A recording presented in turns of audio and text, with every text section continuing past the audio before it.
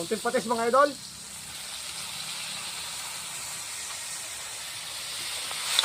Yung halilaan ng konting kabaliktad at pabalintong.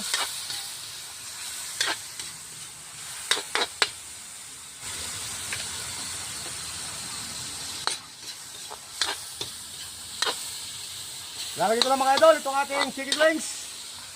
Anong lalaki? Nakalagahong mahigit 200 piso. Yan. Wala to rin 1 kilo.